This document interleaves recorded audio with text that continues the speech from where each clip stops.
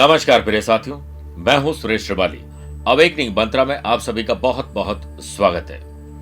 एक व्यक्ति अगरबत्ती की दुकान खोलता है और बाहर लिखता है कि यहाँ सुगंधित अगरबत्तियां मिलती हैं। दुकान अच्छी चलती है, लेकिन एक दिन एक सज्जन आते हैं और कहते हैं कि जब अगरबत्तियां सुगंधित होती है तो आप साइन बोर्ड पर सुगंधित क्यों लिखते हैं? तो उन्होंने लिख दिया कि यहाँ अगरबत्ती मिलती है।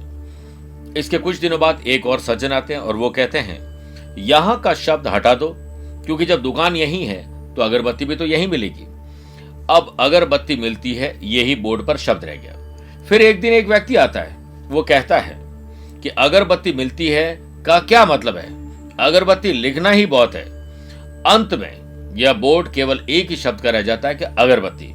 एक दिन एक शिक्षक ग्राहक बनकर आते हैं, अपना ज्ञान देने लगे और दुकान जब मात्र अगरबत्ती की है तो उसमें बोर्ड लगाने की क्या जरूरत है कि यहाँ अगरबत्ती मिलती है या अगरबत्ती लिख दिया, वो तो देख के कोई भी पता लगा लेगा। तो उसने वो बोर्ड हटा दिया। उसके बाद उसकी बिक्री कम होने लगी, मंदा होने लगा धंधा उसका। उसके बाद उसका एक पुराना दोस्त आता है और वो कहता है कि भाई तेरी दुकान पहले कोई जमाने में अच्छी चलती थी, माजरा क्या है? तो उसने अपनी सारी बात बताई कि ऐसा ऐसा हुआ।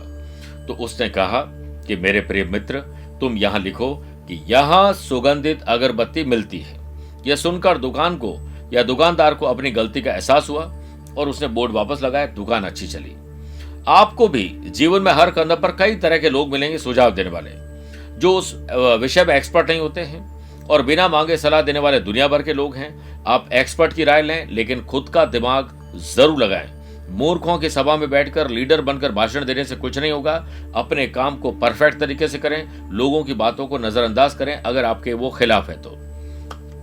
ये था आज के अवेकनिंग मंत्रा का सीख और ज्ञान और एक विशेष कहानी। उम्मीद है कि आप इसी तरह हमारे चैनल से बने रहेंगे। प्यार भरा नमस्कार और बहुत बहुत आशीर्वाद।